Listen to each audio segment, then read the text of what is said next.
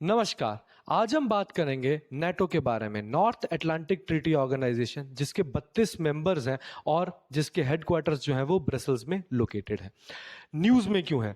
News में इस कारण से है क्योंकि जो रशिया है वो लगातार स्वीडन और फिनलैंड, जो बिल्कुल लेटेस्ट मेंबर्स हैं नेटो के, उनको थ्रेट कर रहा है। और साथ के साथ नेटो की लगातार हर जगह इंटरफेरेंस होने के कारण एक न्यू कोल्ड वॉर का एरा स्टार्ट होने की भी एक प्रोबेबिलिटी जो है वो स्टार्ट हो गई है। पहले हम नेटो के बारे में जानते हैं, नेटो है क्या।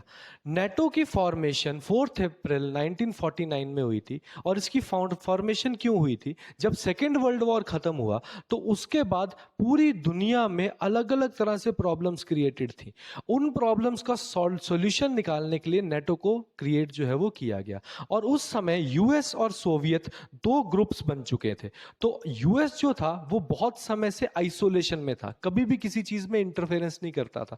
बट यूएस को लगा कि अभी जरूरत है कि यूरोप के साथ इकट्ठा होके मेरे को भी कोई एक अलायंस बनाना चाहिए ताकि वर्ल्ड ऑर्डर मेंटेन कर सकें। तो दैट इज वाई नेटो की फॉर्मेशन जो है वो 1949 के अंदर हुई है। अब जो नेटो है, नेटो के अंदर बेसिकली स्टार्टिंग में 12 कंट्रीज थी और आज के समय में ये स्ट्रेंथ जो है वो 32 कंट्रीज में पहुंच चुकी है। और रिसेंटली ज्वाइंट मेंबर जो है वो स्वीडन और कौन है, आपके फिनलैंड है। जिसकी वजह से नेटो का जो एक्सपेंशन है वो ऑलमोस्ट रशिया तक पहुंच चुका है और उसको बाल्टिक और आर्कटिक वाला जो रीजन है वहां पे भी नेटो का कंट्रोल अब धीरे धीरे इंक्रीज करना शुरू हो चुका है। अब इसकी वजह से हुआ क्या, और नेटो रशिया के साथ इतना इंटरफेरेंस में आ क्यों रहा है?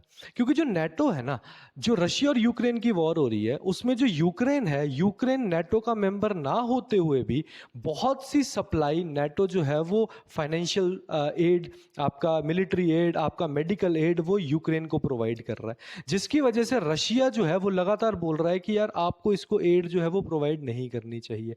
और रिसेंटली स्वीडन और फिनलैंड भी नेटो के मेंबर्स बन गए हैं। तो रशिया को क्या लग रहा है कि एक समय ऐसा आएगा कि नेटो रशिया के अंदर भी इंटरफेयर करना जो है वो स्टार्ट कर देगा। तो ये रीजन है जिसकी वजह से जो नेटो का ईस्टवर्ड एक्सपेंशन है वो रशिया को बहुत ज्यादा जो है वो अखर रहा है। अब नेटो के बारे में अगर बात करें तो नेटो की यही इंटरफेरेंस नहीं है, नेटो की इंटरफेरेंस इंडो पैसिफिक रीजन और चाइना के साथ भी है। एक्चुअली चाइना जो है ना वो वर्ल्ड लेवल के ऊपर धीरे धीरे एक बहुत ही स्ट्रांग पावर बन के उभर रहा है और ये एक बहुत बड़ा थ्रेट है यूरोपियन प्लस यूनाइटेड स्टेट्स को। और यूरोपियन कंट्रीज और यूनाइटेड स्टेट्स कभी भी नहीं चाहती हैं कि चाइना उस लेवल के ऊपर पहुंच पाए जिस लेवल के ऊपर ऑलरेडी यूरोपियन और यूनाइटेड स्टेट्स जो है वो पहुंचे हुए हैं। तो इस कारण से इवन नेटो ने इसे सिस्टमैटिक चैलेंज भी डिक्लेयर किया है। और बहुत सी यहां की कंट्रीज हैं जो इस साइड आपके वर्ल्ड में, eastern side of the world है, जैसे ऑस्ट्रेलिया की बात करें, जापान की बात करें, साउथ कोरिया की बात करें, इनके साथ इसने अलायंस बना के 2022 के बाद से लगातार चाइना के ऊपर चेक रखना जो है वो स्टार्ट कर दिया है। अब जो आपका नेटो है ना, नेटो को आप ये भी नहीं बोल सकते कि ये कंप्लीटली विदाउट एनी प्रॉब्लम्स है। नेटो अभी रिसेंटली जब से यूएस के इलेक्शंस हुए हैं तब से भी नेटो के अंदर कुछ ना कुछ इश्यूज जो है वो चल रहे हैं। प्लस नेटो के लोग जो है उनको यही नहीं पता कि कितने एक्सटेंट तक हमने किसी पे अटैक करना है कि नहीं करना। एक उनका आर्टिकल 5 बोलता है कि अगर कोई ये भी स्टेट आपके ऊपर अटैक करेगी या नेटो के मेंबर पे अटैक करेगी तो सारी कंट्रीज उसको जवाब देंगी।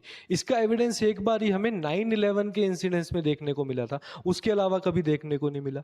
मोर ओवर बहुत से रीसेंट प्रॉब्लम्स हैं, जैसे साइबर सिक्योरिटी है, साइबर थ्रेट है, आपके मॉडर्न वॉरफेयर्स हैं, जिसके बारे में नेटो अभी इतना ज्यादा परिपक्व जो है वो नहीं है। और साथ के साथ इनका जो एक्सपेंडिचर है ना वो बहुत ज्यादा अनइक्वल है। मतलब कुछ कंट्रीज बहुत फंड डालती हैं, कुछ कंट्रीज कम फंड डालती हैं। तो इस कारण से नेटो के बारे में अभी नेटो जो है वो एक्सपैंड तो हर जगह करने कोशिश कर रहा है, बट उसका फ्यूचर क्या रहेगा उसके बारे में हम ज्यादा जो है वो नहीं बता सकते।